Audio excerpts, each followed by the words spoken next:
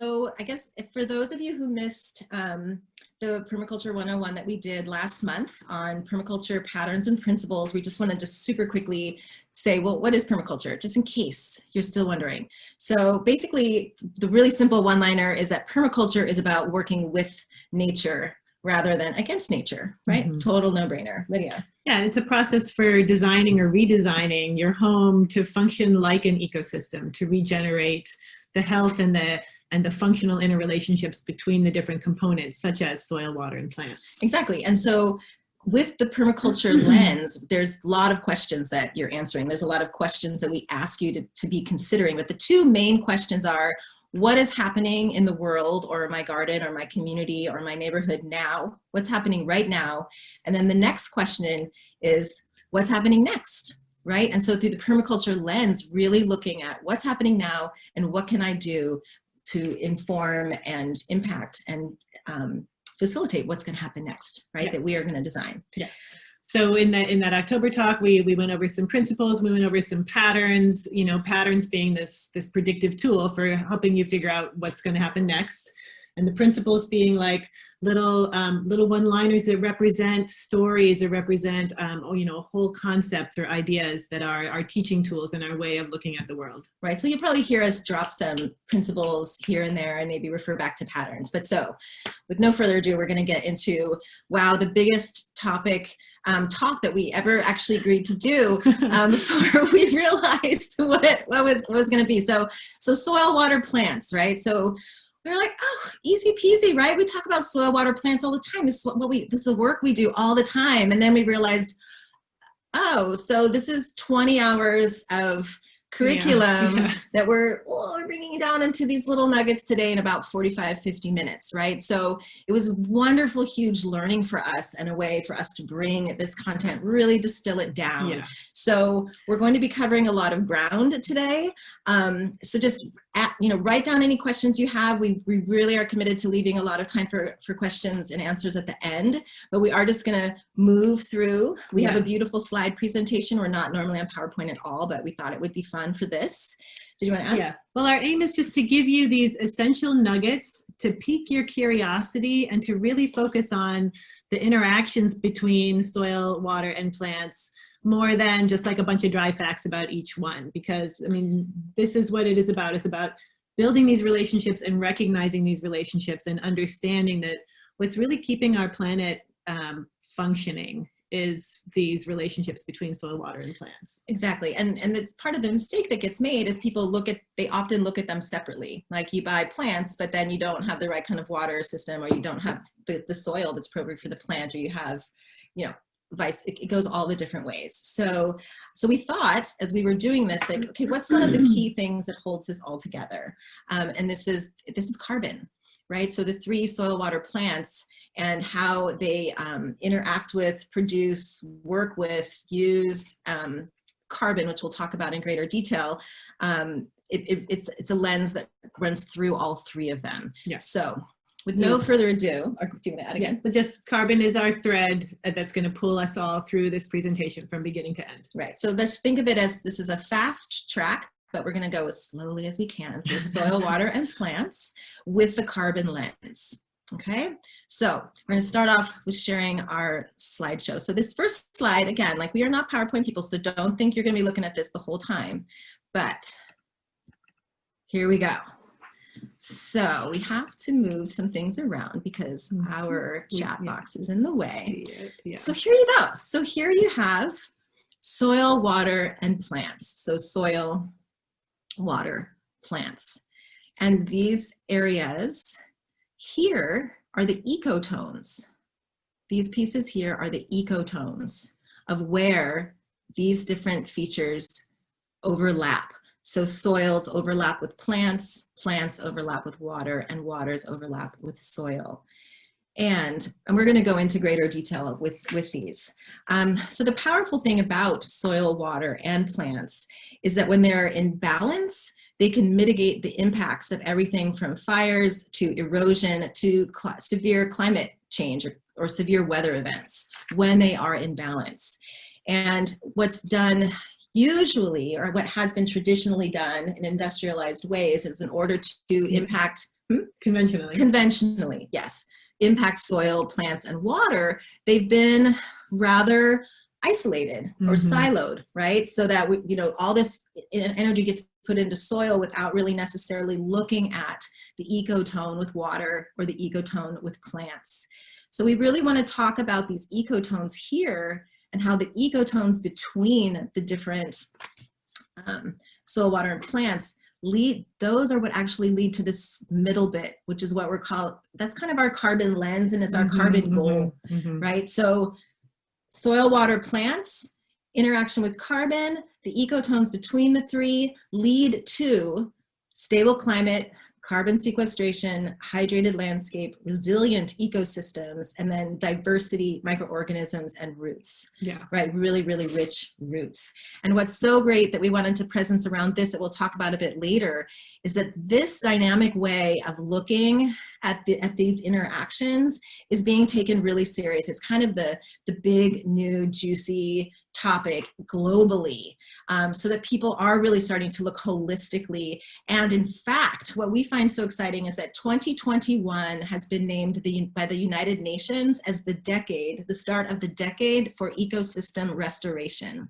So the UN has a decade of ecosystem restoration. There's funding for people on individual community levels, national levels to do ecosystem restoration. So that's something that's being seen on a large scale. And then on the smaller, for y'all just in Vallejo, Benicia, Solano County, there's also this idea of placemaking. And we want to talk a bit about that, so that how can you get to this stable climate and all these things in the middle on a neighborhood, on a backyard scale. So we really want you to be thinking in terms of the big global scale, but all the way down to your place, and creating place through the interaction of water, soil, and plants. And Sustainable Solano, y'all are doing such a great job, because when we come and we visit these sites, we see like, oh, one neighbor became a food forest keeper, and then across the street, they wanted to be one, and then 2 doors down, they wanted to be one, so that there really is this momentum that's bringing individual backyards into whole neighborhoods, into whole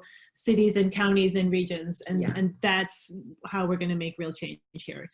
Great. So I'm going to go to the next slide. So we'll be coming back to this, and you'll all be getting these slides in the follow-up email. So you don't need to be taking a ton of notes, and you don't even have to be looking. Yeah. You could just be listening and taking analog notes, because I know a lot of us are online all the time. So you can look at these later if you like. And if you need to go outside and weed or deadhead in your garden, like that's totally awesome as well. You'll probably retain the information better than just staring at the screen, actually. So here we go. Oh, nope. It's not letting me do it. Next slide. No, next slide. Oh, okay. Well, it's not letting the slide advance. So that's interesting. So I'm going to stop sharing for a moment. We practiced this before. Oh, there we go. This is the next slide. Okay. I just have to click on it. Okay. So here we have a lovely drawing. Miss Neilsen is famous for her lovely permaculture design course artwork. So much more than that. Sorry, I'm not thinking of the best way to say it. So we're looking at the organic matter cycle. And we want we're wanting to use this to present the carbon cycle. So of the organic matter that's available in your gardens, 58% of that organic matter is going to be carbon. Okay, so, and the rest are other nutrients. The rest is nitrogen, oxygen, hydrogen, silica, potassium, phosphorus, whatever, all those other minerals. Yeah, so the organic matter in your yard, 58% is made up of carbon. And let's just take this on a larger global scale. Okay, so Christine Jones, and we're gonna send you some links to some videos and some articles. She's an amazing soil scientist she's one of our sheroes. From Australia. From Australia. We saw that one of you is from Australia, so you might know her. So Christine, we went to a compost boot camp with her a couple of years ago, and she talked about how there are 500, we're gonna go through these, and I'm gonna try to be slow, 550 gigatons of carbon on Earth, planet. On the planet. Biomass of the planet. Yeah, so 550 gigatons. Wow, so plants, which we're talking about today, plants make up 450 gigatons of that carbon. Yeah. Okay, so that's 82% of all the carbon on the planet is held in plant life. So only 100 gigatons is not plants. Whoa. Yeah, so 100 gigatons is not. So, but what are those, right? Because we're thinking, well, we're kind of carbon, right? Well, so the next 93 gigatons are made up of microbes, right? And if you know anything about soil, we know about microbes. So 93 gigatons are made up of microbes, and this includes fungi, bacteria, protists, archaea. You don't have to know what those all are. So that's about 17% of all carbon on the planet are microbes. So now the remaining 7 gigatons, that's 1%, okay? And that's animals. And guess what? That includes insects and nematodes and fish and mollusks and humans, among other, right? Because mammals and things. Mammals and things, Birds fish, and yes, yeah. if I didn't mention them, I don't want to leave anybody out. So of that, check this out, only 0.01% of carbon on as part of the biomass of the earth are humans. So we represent so minuscule amount of carbon on the biomass of this planet, yet we have this huge impact on the rest. So we're just seeing our place in that, and then not wanting to make anyone feel small, actually wanting to say, we have had this huge impact on our planet. So let's switch it around and let's start focusing on the rest, on the other, 99.99% of the carbon and organic matter and biomass on the planet, and how can we positively impact that on our own individual levels or on a grander scale, depending on what you're up for. Yeah. Okay. So this diagram here, we're going to come back to this. And so this is we're going to think about this in terms of carbon cycle for now, right? So there's 2 main carbon cycles that are studied and looked at. So there's one that's short term, and that's something that happens in it's happening here on the top. It's the first 6 inches of topsoil. And this is basically organic matter decomposition. So these are the leaves, these are the worms. Anything you want to add to that? So just sort of the first essential 6 inches of topsoil. If you're thinking about like organic matter, like what is it really? It's anything that was once alive or is still alive, but is, like that's organic matter. So poop, leaves, insects, branches, whatever. Like if it was once alive, it's organic matter. Right. So that's the first carbon cycle. And that's a lot of what people like to talk about. Like that's the thing that people like to talk about. But again, what we were talking about earlier, the new sort of juicy bit is the second type of carbon cycle. And that second type of carbon cycle is the long term, right? So this is the long term. And Christine Jones calls it the liquid carbon pathway. And this is deeper into the soil. And these are where we're talking about like the root exudates and the life down there. This what has also been coined the herd. This is what's feeding the thundering herds of microbes underneath. So these root exudates, all of these deep down in the earth, so the exudates are to the microbes like the nectar is to the insects above ground. So there's this really rich exchange of materials happening really deep down. And that is what people have been really excited and looking into. Do you want to go to the next? Do you want to? Okay. So we're going to go to the next slide, which I think I just have to click. So these are just like simple carbon compounds, sugar, right? So nectar is sugar in the flower and exudates are sugar from the roots. Okay. So this is we're going to just go through this cycle quickly because it's a good example. So the plant, and this goes through our plant soil water. So the plant draws up the water, the H2O through its roots, right? And then and it also is taking in carbon dioxide through its leaf stomata, little pores in its leaves from the air. And then the sunlight hits the leaves. And that energy from the sunlight allows it to transform the water and the carbon dioxide into carbon compounds and oxygen. Right, which then the plants, they release about half of that as oxygen into the air, and then about the other half of that, they use the sugars to for their growth, for their own growth. And at the end of the day, after all of that, they release them about half of these carbon compounds as root exudates.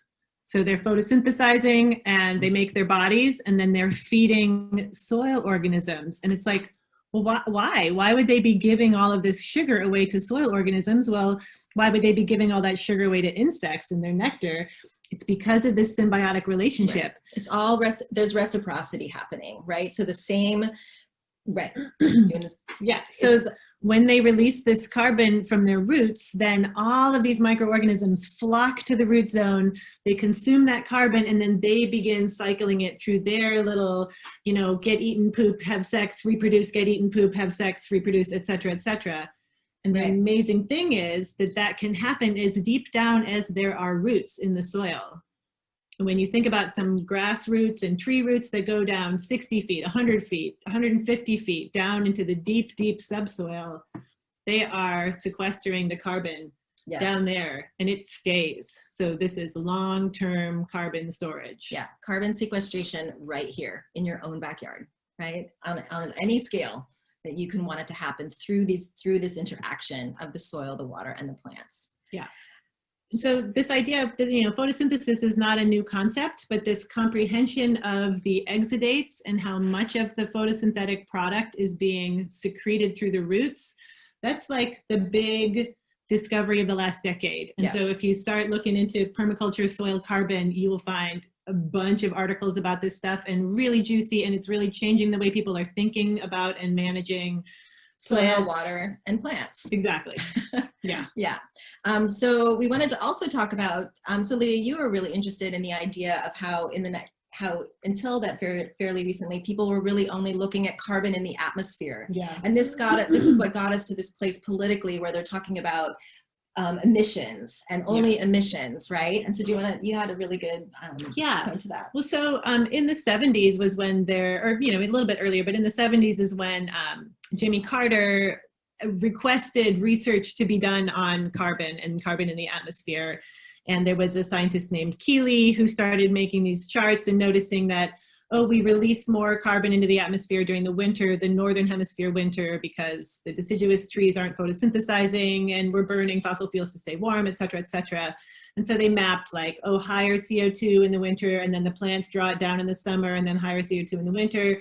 But they also noticed it wasn't all being accounted for. And they're like, some is being absorbed by the ocean and some is being absorbed by the soil. And so this more comprehensive understanding of how carbon interacts on a global scale emerged. Of course, then Reagan was president and he didn't really care. So a lot of that information got sort of set aside. Yeah. But what was born out of this like really great research, but kind of went in a little bit of a misguided conclusion, was this idea that it's the carbon in the atmosphere that is causing our climate to destabilize. Right. And that's part of the picture, but it's not the complete picture, right? Because the other piece of it is the carbon sequestration, right? And and the moisture in the atmosphere and the way that the plants and the soil and the water in the ground are managing the movement of water, and via the movement of water, the movement of heat from the surface back into the atmosphere. And that is actually the bigger piece of climate stability, rather than just like, the CO2 blanket and the greenhouse effect, et cetera, but really this moderation of heat through the movement of water, which is done by plants. Right. So so you'll notice, I'm laughing at us because we're getting a little ahead of ourselves. So but we get so excited and they're so interrelated that it's very difficult for us to talk about one without mentioning the other. So, I see some smiles out there too. So just bear with us, write down any questions. And if you love this, we geek out on it in the PDC, you get so much more.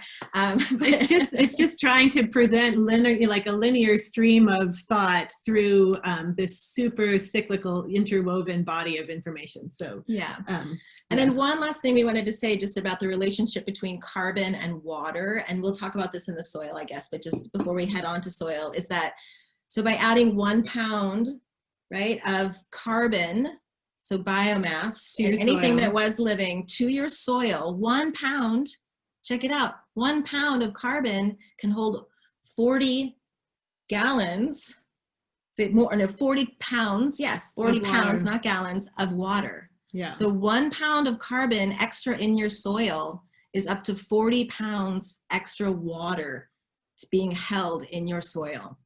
So Let's just let that sink in. Yeah. Fun, not planned, but there you go. Okay, so we're gonna move on. So we want to talk about soil now. We're not going to stay on this for so long, but we wanted to just talk about these factors here. Lyd, do you want to talk about? Sure. So just in the briefest of terms, the soil that you are living with was a product of the geology or the parent rock that weathered or decomposed into various size particles. And that was all dependent on the climate. So how much rain, how much wind, hot, dry, freeze, thaw, et cetera, et cetera.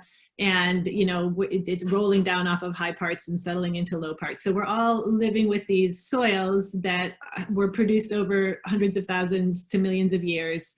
And their capacity to support plant life or hold and release water is what impacts how they interact in this great triumvirate that we're talking about here. Right. And so you take that soil, but then take in human intervention, which then has its own impact. So depending on the sort of plant diversity and the availability of water and how people actually work with the soil greatly impacts what's over here, the structure of the soil, the pore space. And so we'll talk about this in a moment in our next graphic, and the ability of the water to infiltrate, as well as the quality or even the presence of the exudates, which we talked about, which are the roots, the organic matter, and the mineral balance. Yeah.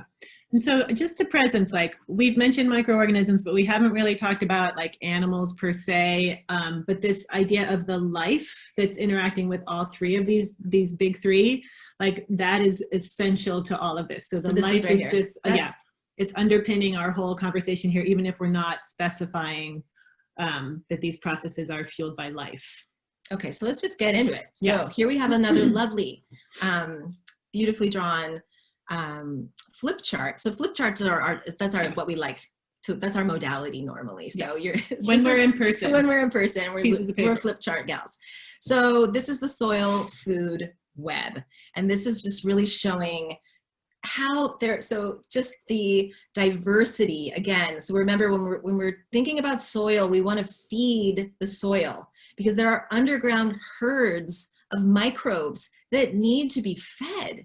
Right, so the more diverse food they have, the more access to water they have, the more organic matter that is allowed to stay there, decompose, right? So you're getting this, right? So this is the soil food web.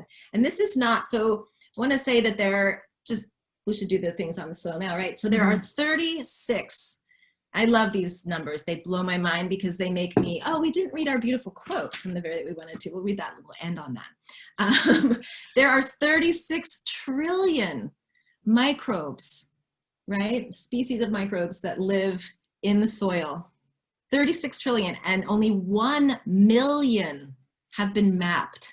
This is how new this inquiry into life on our planet is. That we can know that there are 36 trillion species, but only 1 million. So not even like 0.0, but we tried to figure out the percent, that's like 0.001. There's a lot of decimal points. So we're not gonna go there, just use your imagination, right? So the idea of that, and that's not unlike our own, we just have to throw it in there, but our own gut microbes. So in our guts, we have 100 trillion microorganisms, 100 trillion microorganisms living in our guts, and that's called our biota, our microbiota. And we also have 9 million genes from those 100 trillion microbes. And that's actually what is called the combination of the microorganisms and then the genome. That's what the microbiome is. It's very similar to here. If you imagine the genetic diversity in our soil because of the billions, trillions of microbes that are living underground that we don't even think about, what that does for us. So we have in our guts 9 million different genes, whereas our human genome, separate from our guts, only has 24,000. So here's the important thing for humans. What's that? Huge difference. Huge difference. So what this allows, what we know from our guts and we know from the soil, is that this soil diversity, like our gut microbiome diversity, allows us literally to adapt and change more quickly than if we as humans relied on our own genome, right? So think about if that is that powerful in our bodies, what are we talking about in the soil? Yeah. How quickly? So this diversity in the soil supports quick adaptations to climatic events and climatic severe weather events, whether it's drought or flood or whatever. So the diversity in our soil is going to help the resilience of our gardens and our spaces, whether, again, it's our own backyards, our neighborhoods, our communities, our forests, grasslands. Just like your healthy gut microbiome keeps you healthy through disease, stress, climate change, changes in governing parties. And so, you know, you can see in this diagram here that we're actually, oh, sorry, I can't point, you can't see that. You can actually see that this diagram encompasses both the short carbon cycle with the organic matter and the long carbon cycle with the plant root exudates, because we've got the plants here photosynthesizing from the sun and doing their thing. And so these two categories, the fungi and the bacteria, they're actually like massive volumes of organisms here. And then they're feeding all of these other larger organisms, which then are feeding larger organisms, which are then feeding larger organisms. And you know, what Anne was just saying about the gut microbiome and the resilience is that these bacteria and these fungi, when they come to feed on these root exudates or they feed on this dead organic matter, they then are secreting other things themselves that are part of the plant's rhizosphere reality. So they're secreting things like natural antibiotics and different immune system stimulating hormones, and also components that trigger their genes to turn on and off to do additional things in the soil. So it's so vastly more complex than we ever thought. And they're maintaining this healthy environment for the plants. So the plants secrete this food for the microorganisms come in and eat it, and then they secrete all these compounds that support the health of the plant, so that you get into this really beautiful supportive web that that, you know, really holds the health and the well-being of the system together. And when we begin with our modern things such as, you know, devegetation, compaction, paving, monoculture, all of that stuff, and we begin to simplify this whole web, that's when we get plant illness, pathogens, pests, loss of nutritional density. Loss of balance, right? Loss of balance and dis-ease, right? And just to throw another number in there because of the fungi, I just wanted to throw there's 70,000 different types of fungi in soil, which again, so people think that it's just these tiny little numbers, but they're huge and they're so new, and the inquiry is really exciting. So we're excited about it in any case. So, and just to represent again that there are all these organisms and they are counted as organic matter, right? Because they're alive, and 58% of them is carbon. So you can like weigh them all and then say, oh, 58% of this is carbon. If the plants are sucking the carbon out of the atmosphere and feeding this whole network, and this network is getting denser and denser and more diverse, we're just pumping carbon into the soil and holding it. Okay, so we covered a lot of water and also plants within this as well. We'll go to the We're next. Just gonna keep going. Oh, and the other point that we wanted to make here that we find fascinating is that within those microbes, it's not like, oh, only the bacteria communicate with the bacteria and only the fungi communicate with the fungi. There's actually multi-kingdom communication happening under there. It's fabulous. So that you have, and there's viruses, which we're not going to get into, but if you're interested in that, again, geek out with us during the PDC because we love it and it's so exciting. So just that cross-kingdom communication, again, feeding that diversity and creating the adaptations which create more resilient soils and therefore plants, and then hold more water. Boom. Yeah.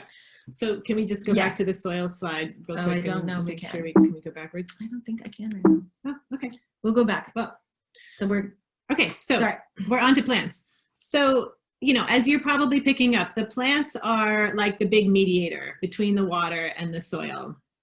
And so because of the plants and their exudates and their cycling of organic matter and they're maintaining this mineral balance, and oh, I'm sorry, I keep using my finger. they are what is responsible for keeping open the pore spaces and everything that were up here in the water soil ecotone. Mm-hmm. And just so we're all clear on the word ecotone, right? Do you want to just? Yeah, so an ecotone is the crossover between two separate communities, right? So an ecotone on a larger scale, it could be the ecotone that's between the forest and the meadowland. So that area where the meadowland hasn't quite ended and the forest hasn't quite begun, that's the ecotone of those two ecosystems. Yeah. Actually. And so like people can have an ecotone. Like Lydia and I have, Lydia's Lydia, I'm me, and then how we teach it when we come together, that's our ecotone, right? And the magic of the ecotone is that you get the benefit and the resources from both of the bigger systems in their overlap. So when Anne and I come together, we have the resources and the skills and the creativity from both of us. Exactly. And when the meadow and the forest meet, you have the resources and the activity and the diversity from both of those. So you have this even more diverse, more enthusiastically resource-rich zone. Yeah, believe me. Again, believe us.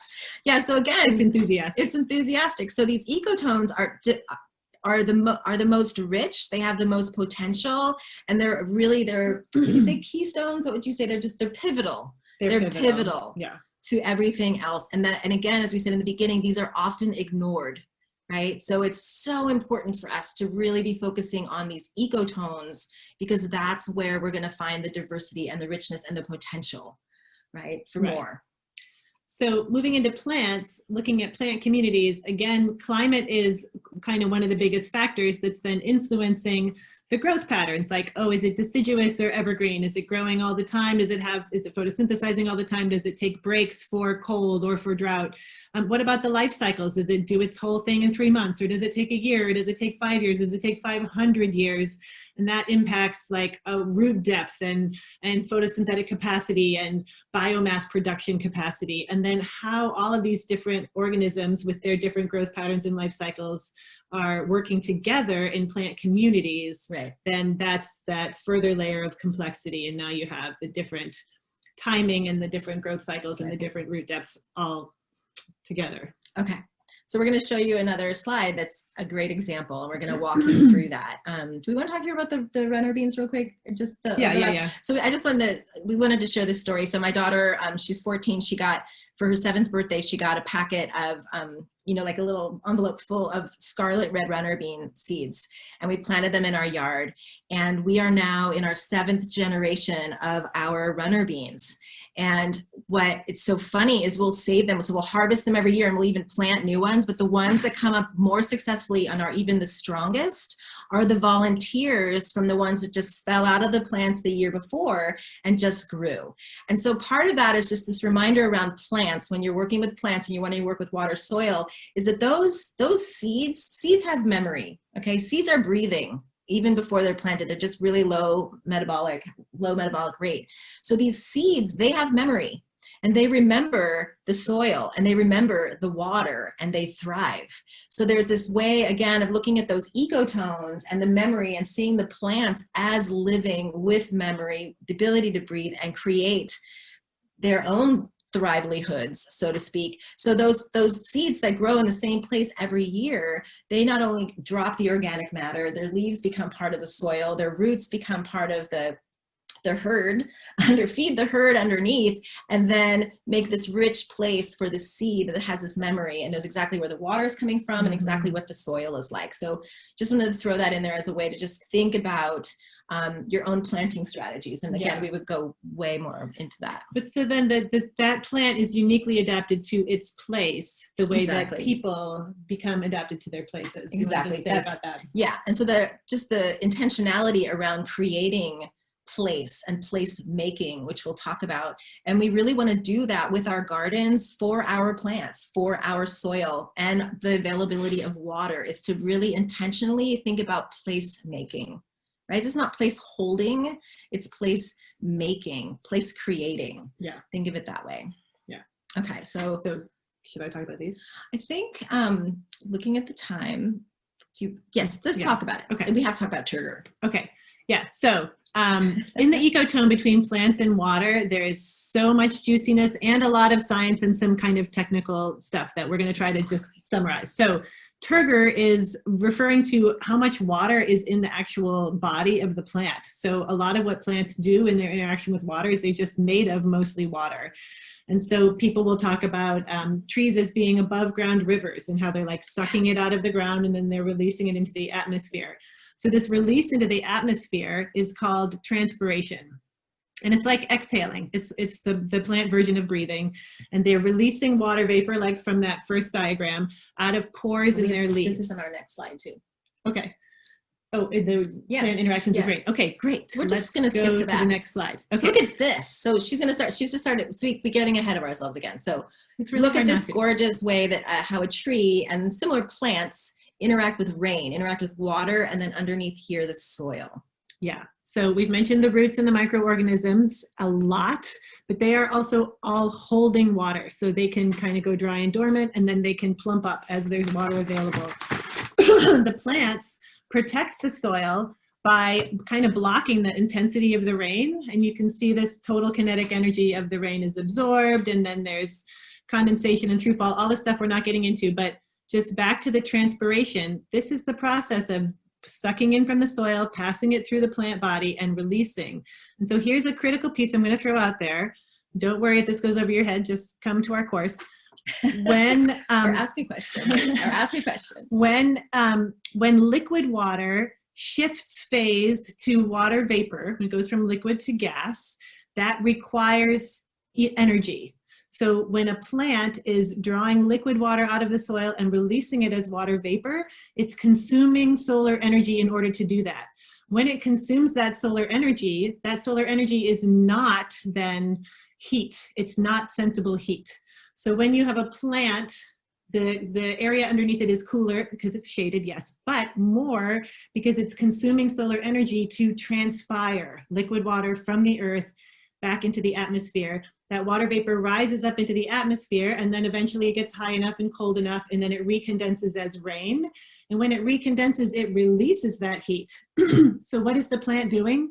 The plant is moving heat from the surface out into the atmosphere via cooling the surface of the planet via its interactions with water. So this is so critical, excuse me, and way overlooked. And again, it's the cycle of the soil, plant, water. And how this is why we can't talk about them not in the same breath. And why working with them together with this larger lens is really, really powerful.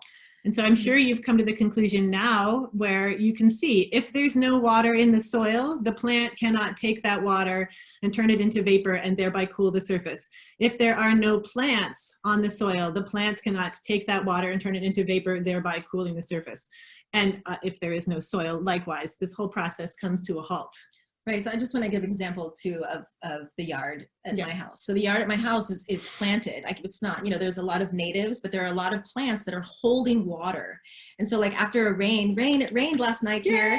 So after a rain, you can feel the moisture in the air. Both of my neighbors have hardscape. There's nothing there, or they have the little volcanic rocks.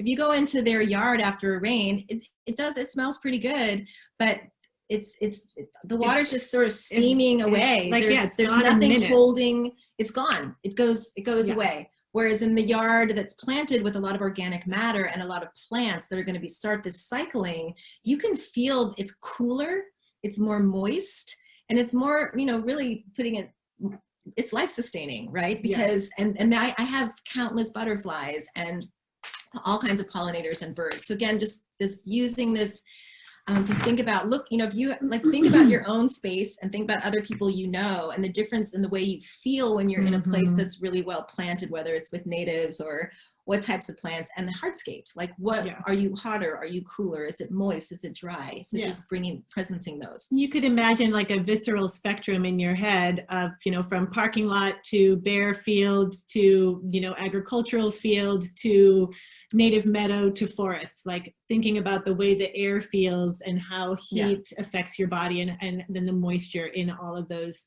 different situations, that you rapidly realize you have a visceral understanding of this process in your body already. Right. And then again, just bringing back the placemaking, intentional place creation, working with all of three of these. Yes. Okay, so this brings us to water. Yeah. Okay, so water. So much to say about water. I don't know that we need to go into these details on polarity, temperature, and movement. Just be curious about that. And well, you spoke about that with the temperature. Yeah, about the exactly. cooling of water into the air through the plant, releasing through transpiration. So we have talked about that. And if you have questions more about water, please write them down and we can cover them, or you can put them in the chat already and we'll go through them after. But we have more we want to get to, and because water has come last, we've actually kind of gone over both of the ecotones with soil and plants, and water is going to be a big part of our next talk in December. Called Restoring the Sleep Well and Sleep in Water. So if you're curious about that. Yeah, and just notice how the microorganisms are critical to each of these processes, and in particular, they are essential to the ecotone between our three main elements. Okay, so let's go and just talk about the full hydrological cycle. Indeed. So, we're all pretty familiar with the hydrological cycle from middle school science.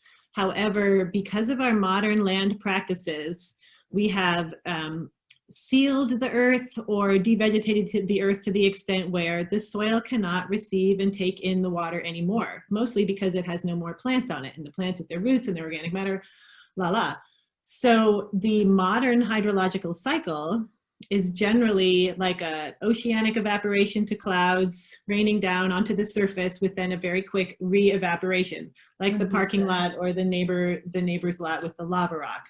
And so what we need to try to do is we need to reinstate this phase of the hydrologic cycle that is below ground, so that as rain falls on the surface of our planet, via the plant communities and their creation of healthy soil, that water is able to be absorbed and held and rehydrate the landscape, so that we have water in our continents instead of just water in our oceans. And the last 100 years have been a very successful practice of draining the continents into the ocean. And so there's many repercussions of that. But this is really what we want to focus on as we move now into the practical solutions for how you can work with these three: plants, water, and soil, in order to create a place where you are stabilizing your local climate and creating a situation of resilience and regeneration. Exactly, because even though this particular graph is a large expanse, you can be co-creating a full cycle within your own backyard, and definitely with your neighbors and with your community. And that could be a wonderful neighborhood goal, right? Is how are we going to create a thriving full hydrological cycle in order to sink the water and save the water and have the water in our communities. Yes. Even just planting a tree, like the diagram previous to this one, where you saw how the tree interacts with rain and water and soil, even that one tree is going to start to impact your local climate, your microclimate. Okay, so we're going to go to the next slide.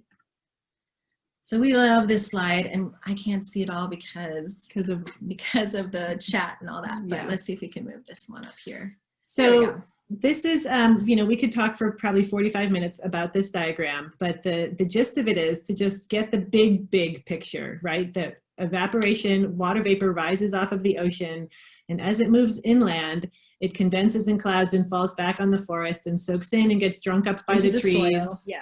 It gets, and drunk up by the trees and re-transpired and moves inland and rains down and soaks up. And so we have this kind of small cycle spiraling of water that brings water vapor and rain towards the center of our continents. And when we devegetate our continents, what we end up with is only rain on the coasts, because we only have water vapor from the oceans. Thank you. Yeah. And so the devegetation of our interior continents creates these situations of intense coastal storms with flooding and then drought inland. And so the honoring of these three things in their co-creative interdependencies and then restoring them is how we will come back to bringing stable climate, stable rainfall, predictable rainfall, deep topsoil, and healthy vegetative communities in order to keep us all happy and comfortable and alive. Yeah, and again, this is showing the big picture, but the other main takeaway here too is that, you know, maybe you live down here by the land and the rivers, which is a lot of the area. I have good friends who live in Vallejo and have been there, in Santa Cruz. We're kind of right here. So what can we do here in our own backyards? And then how can we influence policy? How can we influence what's happening upstream, right? Up cycle from us. And maybe you're living, maybe you are in a mountainous area. What can you be doing there to be creating the missing links of this full cycle, which touches on the water, soil, and plants all, as well as obviously the carbon and how much carbon, because the trees being gone represents a lack of carbon, which means less water being held, which means loss of soil.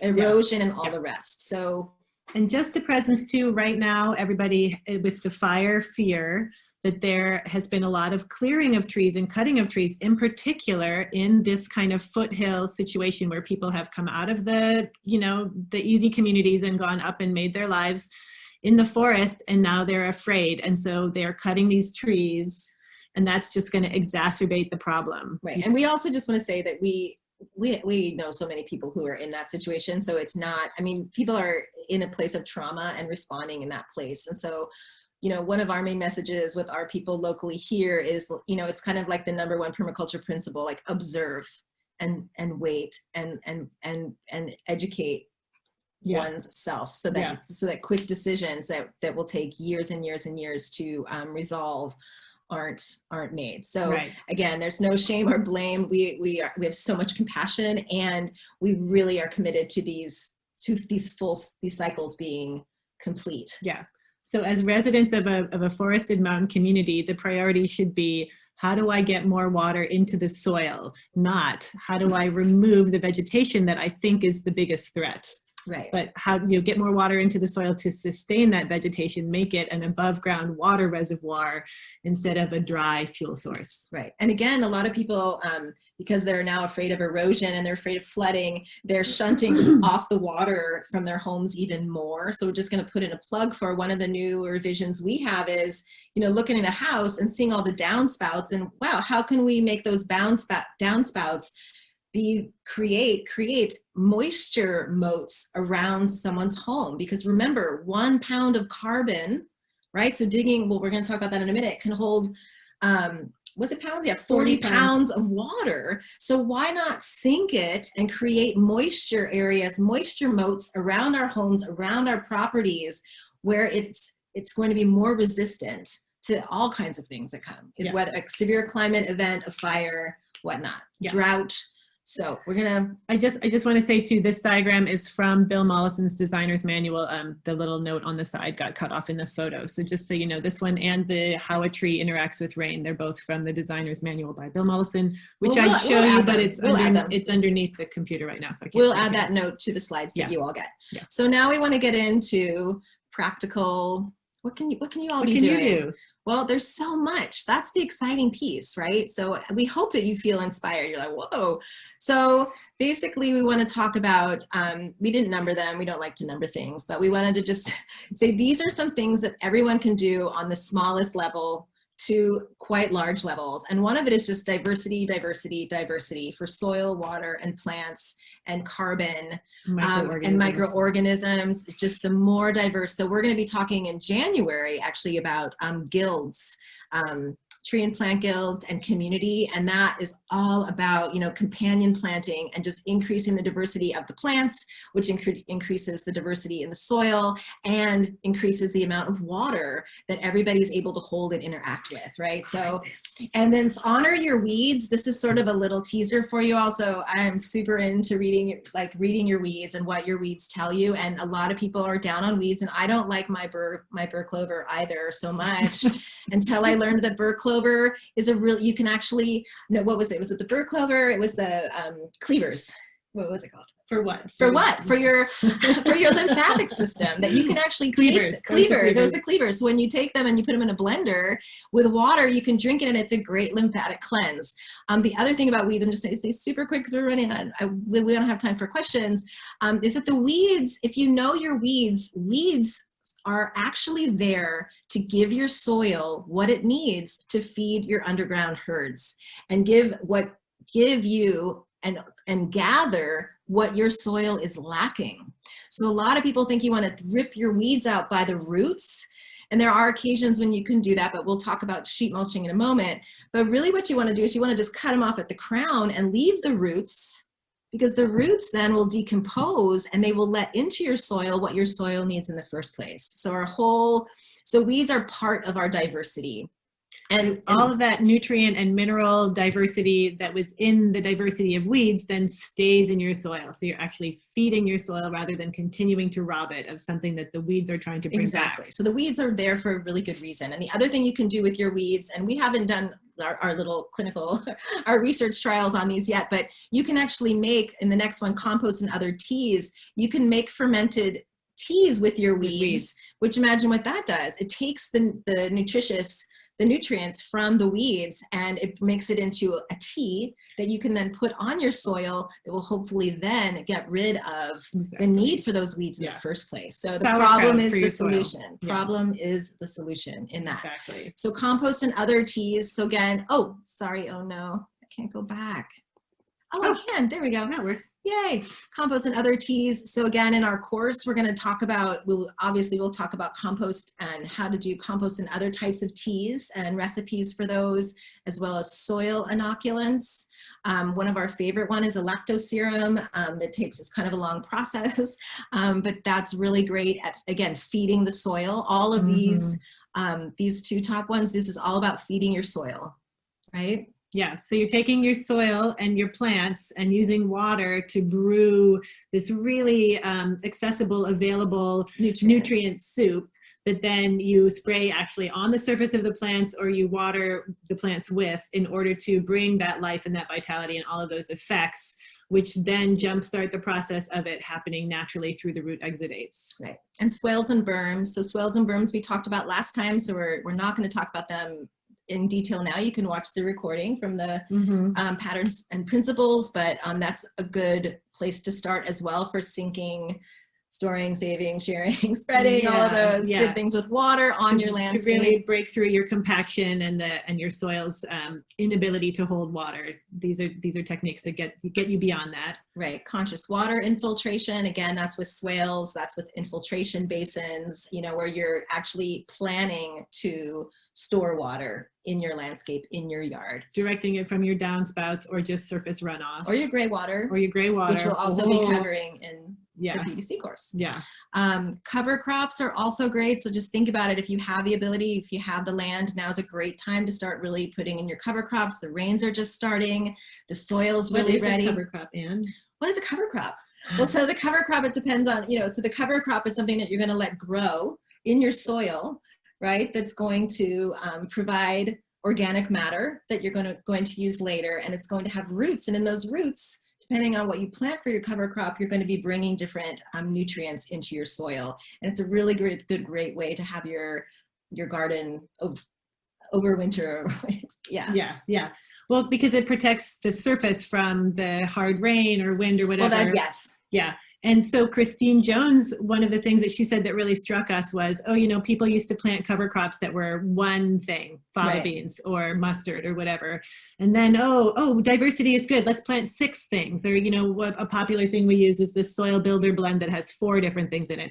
But then at our last workshop with her, she said 60. You need to have 60 different species of plants in your cover crops because that diversity is so important. That's why diversity is here at the top. Yes. It's the thread that runs through all of them. Diversity could have been the first word in every line. Right.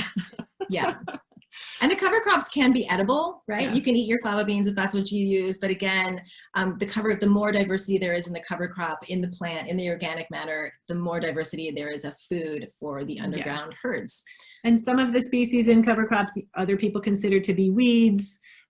So, that's a whole several hours of cool conversation right there. Right, and then just composting, if any of you are not composting already, there are great resources out there for how you can be composting, and composting can just be your kitchen scraps, the organic matter. You don't get rid of your organic matter, basically, is what we're trying to say. Keep your leaves. Keep your leaves. Keep your weeds. Keep your weeds. Keep them on site. If you are rich in organic matter on your property or wherever you are, ooh, how rich are you if you just keep it here and don't let your green bins get taken away full of green, lush carbon that you're wanting to put into your soil, right? Because 1 pound of additional carbon allows you to hold 40 pounds of additional water. Like, that is no joke, folks. That is huge. Yeah, and we see all the time, different seasons, it's like pruning season, weeding season. We just like, oh my gosh. The green bins are full. The green bins are overflowing, and we think, oh, missed opportunity that could be sinking into the soil and allowing that person to have so much more water on site. Yes. So sheet mulch, do we want to go fully into, so sheet mulching is a way, again, to work with the weeds. We'll just go back to the weeds. So again, you're not wanting to rip the weeds out necessarily, but like a really good sheet mulch, in Gaia's garden, he has the 7-layer sheet mulching bed, and I've done it before. I've gotten rid of the English ivy, huge 1,000 square feet of it in my front yard, and got rid of it through really thick sheet mulching, but left it in there, let the roots stay in, let it decay, let it rot out, and we don't have any more, right? So it took about 1.5 years because it was a large area, but now it's a big, huge native plant installation basically in the front yard that doesn't need a lot of water, and it's really, really lush and full of pollinators and habitat, wildlife habitat. And just, if sheet mulch is a new term for you, like in its most barest essentials, you're taking cardboard and you're putting it on top of the weeds, and then you're covering it with something thick and heavy, which could be compost, could be soil, could be wood chips. But basically, you're just creating a really nice environment for those microorganisms to break down whatever is there. And in the process, they're moving up and down through the soil and making pore space for water and air to move, and they're secreting their stuff that's sticky and holds the particles together and makes more spaces for more water and more air, and et cetera, et cetera. Yeah, we're getting a lot of questions about weeds, so I want to make sure we get to the questions in a second. And then keyholes we talked about, that was one of our patterns from last month. And then these are the basins, are the infiltration basins that you're talking about here, all of which we covered more or less last time. And of course we would go into these in great detail moving forward. So we're going to just quickly go. We already talked about these. We'll send you information. Again, just wanted to end with what's being done on the global level and how you can be. So the UN Decade on Ecosystem Restoration starts in 2021. There's funding for small scale and large scale projects around ecosystem restoration. We'll send you the link to their website. It's actually quite beautiful. UN is not normally our go-to, but we were so inspired. We were really inspired to see it on a scale.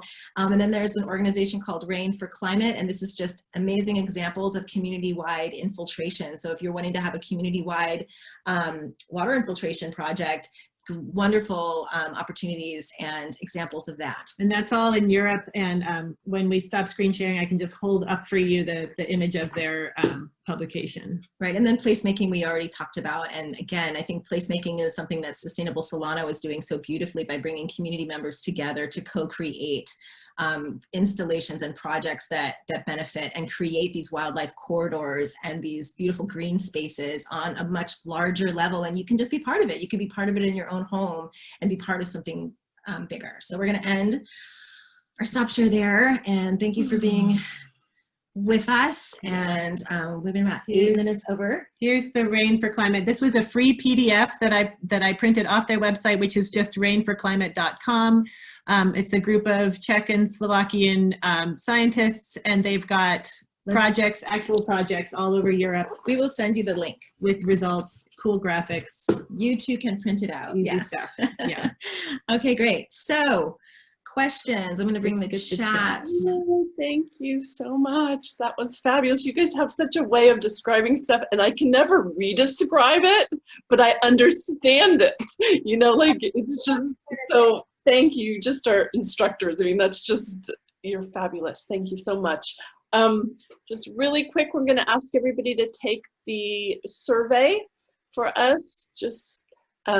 This lets us know kind of what classes you want us to bring. I'm the one that reads them, so I'm already thinking of future topics for you two. firescaping, placemaking, but firescaping with water, right? You know, already there's a lot of topics. And as you were talking, I just harvested, I had to share with you. That's the scarlet runner bean. I just harvested, so you were talking about that. I'm like, they're right here. They're beautiful, they're purple and black.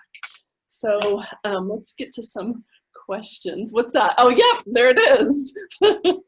That's right. So let's get to some of these questions. Do you want me to read you some? Let's see. Okay, well, so here's this tomato one. The husband is insisting that the tomato roots be removed. So there are some situations where one plant will not appreciate the residual competition from another plant, especially in a contained environment like a barrel. But for cover crop, no, the cover crop is not going to mind that the tomato roots are there, and they're just going to get in there and intermingle, and then they're going to start to decompose them. Okay. You might, you could like stick a dirt knife or a fork or something in there and just kind of loosen it up a little bit if it seems kind of dense. Yeah. Just give a little bit more opening. Yeah, because the cover crops also, just to answer, they're pretty sturdy. Like yeah. they're there to create roots, and the little tomato isn't going to really get in their way necessarily. The red clover will be fine. Yeah. Yeah, go for it. Okay, is it possible, if possible, create a rain garden in yard where it rains a lot? So, Carmen, are you still on? So the issue would maybe be like too much wet water, like flooding, like puddles. Is that the concern? Do you want to, if you're, feel free to unmute yourself. You can press on your space bar and just talk. Talk. We actually will need to unmute people. So if anybody wants to, they can use the raise hand so we know. I'm unmuting Carmen right now. Okay, thank you, Nicole. Thank you, Allison. If it works. Sometimes it takes a minute. Maybe, no. Well, let's see, if possible, create a rain garden. Babes, they're gonna hear me now. Oh, there you are. Oh, I had to unmute myself. Thank you. Good morning, ladies. Yeah, I did watch a workshop on, I believe it was in Washington and Oregon, because there was a lot of rainfall. And I was just talking about this rain garden that they create. It's like a pond in your backyard, a way to use the water and store it. And then there's an exit. So there's footage on it if somebody wanted to Google rain garden. I live in the Central Valley, California, and it rains and it floods in my backyard. So now I need to look into making a rain garden so I can conserve that, and to also perhaps I pump the water out. So perhaps even use a barrel or a cistern, but probably just a barrel to try to get the water in there so I can use that water and plant where I need it, because the water is very expensive here in Central Valley. Thank you very much. I just wanted to share that. Yeah, that's a great strategy. Yeah, thank you. Really, to like make a depression or a basin or a swale or whatever for the water to go into, so that you have some areas that are dry and some areas that are underwater, and then it has time for that water to soak in.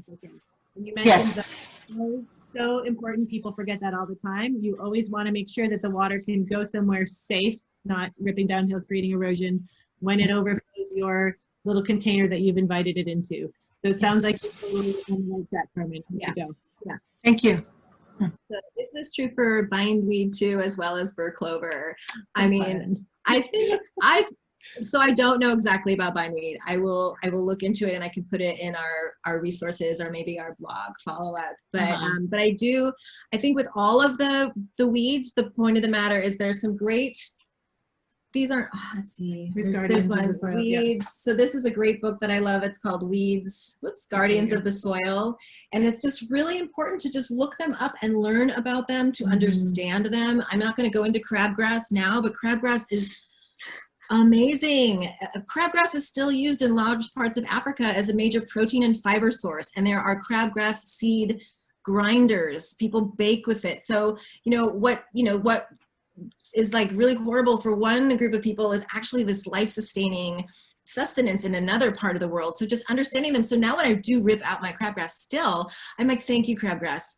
Thank you. You're doing what you need to do. I'm still going to rip you out, and I know you're going to come back, but I'm going to rip you out, and I just have this understanding. So I feel more in relation right? Which always seems to help. Yeah. So I will look into, let's see, M. The Virginia bindweed. Leslie, the bindweed. I'm going to write it down right now. So yeah, I mean, with all of the viney ones, you know, they kind of find their way through the cardboard. So the trick is like thicker, more deeply overlapped cardboard, and then a really heavy top layer, and then stay on top of it. So you see them as soon as they start to come out. But I think we can segue into the next question, which is it okay to compost weeds I've been pulling out from the root and throwing them away so as not to use pesticides? Awesome, not to use the pesticides, but you don't need to throw them away unless they can reproduce on their own. So if they have seeds on them already, that could be a case for throwing them away or fermenting them. Or fermenting them. And if they are the kind like bindweed or ivy or crabgrass where they can reroot and start from a little node, then also those will, you know, there's sometimes a case for throwing them away, but also pack them in a bucket, fill it with water, put the lid on, leave it for a month. And they rot and ferment. They rot and ferment, and then you can use them. The seeds will not grow after they've been fermented, so that the seeds will go away, so that, or they'll lose their potency and ability to reproduce. Yeah. And just on the other thing with the sheet mulching, what's so fun with weeds, or at least for me, my personality is what I love is that the sheet mulching will happen, and then you'll see bits grow up, and if you're on it and you don't let it go, you can actually pull out those nodes and get some really long roots. That's so satisfying. And you realize that what you thought were 8 different crabgrasses is actually just one going under the soil and reaching out, and it's doing what it wants. It's doing what it wants to do. It's doing what it's meant to do, right? So, but that's a really great way to reduce those types of weeds and use them in a different way. And even if you can't sheet mulch, or you're not ready to sheet mulch, and you just want to remove the top of the weed, you know, there's this section, the crown, where the root meets the top growth, and that's the active new growth. If you cut above that, chances are good you'll get new growth. If you cut below that, below the crown, you're just going to have a little tuber decomposing and offering up its life sustenance to the soil. It can't photosynthesize. It can't do that, right? So so thistles in particular, like such great nutrient accumulators, and you just want to cut it below that active crown and let that root decompose. Yeah, it'll do so much great for your soil. Don't pull them out. You'll be missing so much good stuff. Yeah, they're really, again, they're the underdogs of our gardens. So wait, we didn't get that one. So yes, so we talked about the bindweed. Yes, you could make the fermented weed tea. How does one approach invasive species in a holistic frame? Working in restoration, the approach is generally physical removal, which tends to create those deadish. I think we've addressed this. I think we have. Okay. So Sierra, if you feel like we did not address that and then you want to put something else in. you can raise your hand and we can try to do that. Okay, and Carmen, I think we addressed that also. Leaving the weeds could make more weeds grow depending on how you do it. Yeah. We've sort of gone over that. Okay. What is your best way to keep the wet garbage for composting? 100% BPI certified compost bin bag or double layered paper bag, or nothing at all? The bags, the compostable bags are nice. They keep it more, you know, family friendly, especially when you have teenagers that you're trying to engage in this process. They don't like gross things but yeah, I like the double layered paper bag, or nothing at all. I mean, I just make my son bury the bowl of raw bits. Yeah. Yeah. Oh, the Trader Joe's cookie container. Nice. Next to the sink. Yeah. Yeah, and I put a little, you know, my daughters were like, oh my God, and they're awesome. Actually, they're so amenable to so many things, but they don't like dealing with the compost. They don't like the word compost. They don't like the whole thought of it. So I put a label on our compost thing that says future soil, right? And so they asked me, well, how do you think this looks like? I'm like, oh, that looks like soil. Future soil. That looks like soil. So, you know, like the old thing that they let rot and didn't eat, right? So really reframing it to say, oh, it's not compost. It's great. It's going to go back. It's going to turn back into soil. And they actually have so much more fun with it now, which is really nice. Another trick, somebody's saying, keep the wet garbage in the fridge until they take it out. So we met these folks at a workshop who would just freeze everything that wasn't rotten, you know, like the end of the celery and the carrot butts and whatever. And then when they had enough, they would make a stock out of it. So they just kept everything that wasn't like actually nasty, moldy, and made a veggie stock with it. And then you can compost the end of that. But there are also numerous other sort of microbial enhanced systems like bokashi and Bokashi is when it's going to be my next. compost starter mixes that really like jumpstart things and kind of move it out of this smelly phase faster, which is really helpful for people. Yeah, because we really want to make the compost is so essential, and it's and it is something that it's like with weeds, like compost and weeds are for some people like in the same place, right? Like like hard to deal with. I haven't, people haven't found the way that works for them. And so the good news is there's just thousands of ways to work with it. And you can find what works for you and your family. Yeah. Yeah. Great. So great. Allison, thank you for posting a resource on sheet mulching. Perfect. And I got private messaged a good question. My husband won't put mushroom trimmings into our compost bucket because he's worried about bad fungi. Is it fungi? Fungi? How do you say that? In the compost and yard. Are there fungi? Are the fungi that bad? Yeah, most fungi are amazingly helpful, and they form incredibly beneficial symbiotic relationships with plant roots and with other organisms in the soil. And so there are a few that are not helpful, that rise above the soil and bring disease. And the key is diversity. If you have enough of everybody in there, the bad ones are not going to take hold. Right. I mean, if you take just your mushroom cuttings because you made like mushrooms and steak, or you made veggie lasagna or whatever, and you put them in your compost, that's not going to be a problem, because you're going to have, hopefully you're going to have your tomato cuttings and spinach cuttings and other things in there with them. And the mushrooms can only grow from their spores, which are generally not part of the trimming, and the mushrooms that make the yummy things that we eat, they generally aren't even happy growing in a fresh composting, like a hot kitchen scrap kind of thing. So don't worry about that. Put your mushrooms in. Yeah. Let them know it's awesome. Or it'll work. It works. Yeah. I see a bit from Carmen about plastic tape. And so, a lot of people really are adamant about removing the plastic tape. I've just sheet mulched with the plastic tape, and over the next year, the tape bits separate and kind of float to the top of the wood chips, and I just pick them up off. So that's kind of just a temperament kind of thing. Like, what's your personality, right? Are you okay with taking it out of the soil later, or you really want to? I mean, I'm kind of with Carmen. Like, I prefer to take it out, but I also, if I'm needing to do a project quick and that's not what is going to be happening, then I give myself permission to let it go. So I think that it can go all the ways. Yeah. And just like soil organisms are really good at breaking down petroleum products. Like, that is something that they do well. So eventually the tape will be eaten. It's unsightly, and it could have other contaminants in it that are more serious. But anyway, moving on. I always have too much to say. So thank you, Carmen. No, I was just saying, like, I don't. Yeah, I'll let it be. She doesn't want the tape. I will accept it when necessary, but it's not my primary. Yeah. So let's see. Question from Facebook: when is the best time of year to start sheet mulching in my yard? Right now. It's sheet mulching season, right? So the rains are just starting. The moisture's out there. This is like the most fun time. It's one of my favorite times. It's the most wonderful time of the year. So you want to sheet mulch over moist soil, and ideally green things.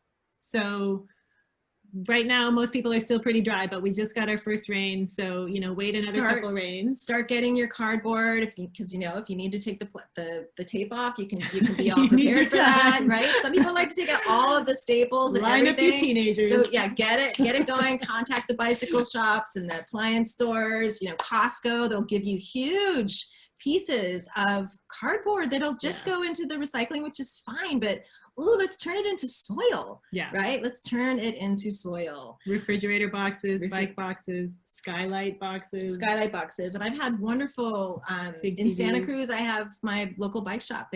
I'll go to them like now this week and say, hey, I need a whole bunch of boxes, and they'll just put them aside for me and I'll go pick them up. So I'm sure that in your area, just find your local place, go and let them know what you're up to, and you might get a little eyebrow raise or a little bit of like, educate your local store. Right. So, great question. So now is the time, and you can look at the great resource that Allison posted, and we can also include a resource or two. for you all to get. But you want that ground to be moist and preferably having growing plants already on it. Weeds are great. Doesn't have to be. Yeah, do not non-weeds. weed. Don't weed it. Let the weeds Sheet mulch over them. do what they're gonna need to do, which is decompose the roots. Yeah. Yes. Let's see, Carol. Good. What's a good place to find out about possible ground Ground covers?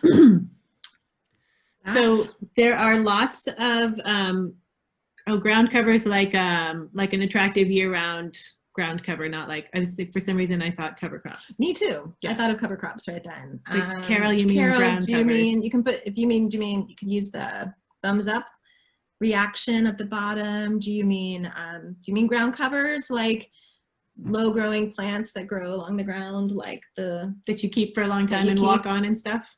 like the little bitty chamomiles? Yes. Or the okay. Okay. Thank you, Carol. Well, it really depends a lot on where you want the ground cover to go, what you're going to use it for, what type of soil you have, if it's a high area where a lot of people are walking back and forth. There are some. What's your new favorite one? I haven't learned. Lydia repens. I'll write it in here. It's our new favorite. It's native to California and beyond. Oops, that's not how you spell it. It's a super cute little, very like no more than 2 inches, makes a pinkish flower. It can take foot traffic. It can take drought. It can take wet. It can take heavy soil. It can take light soil. It's pretty much like my new miracle. Yeah. And I really like the fragrant ones too, even for the walking areas, like the Thyme and thyme, yeah, the thyme and the oregano, wasn't it? No, it was the woolly thyme and the elfin thyme, the mint and the tiny calendula, as the chamomile. Yeah. And because that, when you walk over it, just gives a really nice aromatic, even if you're not walking over it, but it's nice, good ground cover, holds moisture in. There are other values for all of them. They smell good. Just watch with the chamomile. There's bigger varieties that flower and smaller varieties that don't flower. And just ask at your nursery or do a little research online to find this particular species that you want. Yeah. And then cross-check with, water and sun. Yeah. So again, your soil, where it is, if there's some hardscaping, like a lot of people, like sometimes the woolly thyme and all that we've used in, the cracks of hardscaping of flagstone and stuff, which can be really lovely, actually. And the Lydia Rippens has the little flowers. Did you mention that? Yeah, they're really sweet. Okay. Super lovely. Gosh, did we get to the end of all the questions? Are there any other questions, Nicole? Nope, I haven't seen any other ones. I think we got, and Allison posted the next talk for in December. Would you want to just take a minute or two to describe the next talk? Sure. So our next talk it's also sort of this passion of ours. So our next talk, we tie in water cycles. So we'll be talking about water again, and a lot deeper. Like it's the well. This was the nice little surface rain, right, for today around water. So going deeper into water cycles and how to use the water cycles, the values of the water cycles, and then how that corresponds with sleep and our sleep cycles, right? So in our inner human physiological landscape, how is lack of sleep on our human landscape similar to lack of water on our outdoor landscapes, right? So what are the similarities? There aren't not many differences actually. And how can we work with them to create thriving landscapes and also thriving for ourselves? Yeah, and overall health and wellness. Like your REM phase is kind of like aquifer recharge, Just right, and your nap is like that. The little subtle rain, right? Where you're just going a little bit into the soil, but it's still necessary. All of it is necessary, right? So how can we work with that? And if you sleep and water, like water is she's a triple water person. And then the sleep for me, I've been a person my whole life who's always been like, I don't need a lot of sleep. Well, as soon as I started learning about sleep a while ago now, I was like, wow, I didn't realize that if you get less than 6 hours of sleep per night over years and years, you're 500 times more likely to die of cardiac arrest. Like, oh, so maybe I need to actually try to get some more sleep. So we'll really go into also, like the water cycles, what are some of the factors that we need to consider when we're looking at our water cycles, and what are the factors we need to consider when we're thinking of our sleep cycles. Yeah. Super fascinating. We would love to see you all there. Tell your friends. It's going to be, and it's things, again, we're really into practical application. So, but it's just so juicy. Like, okay, so if the earth can't infiltrate water because it's compacted or it's paved over, why can't I sleep? What is preventing? What's paved over, right? Why am I not allowing that into so my developing being? our receptivity for sleep. And how to do that. Yeah. And it's so fun. More on ecotones and all of that.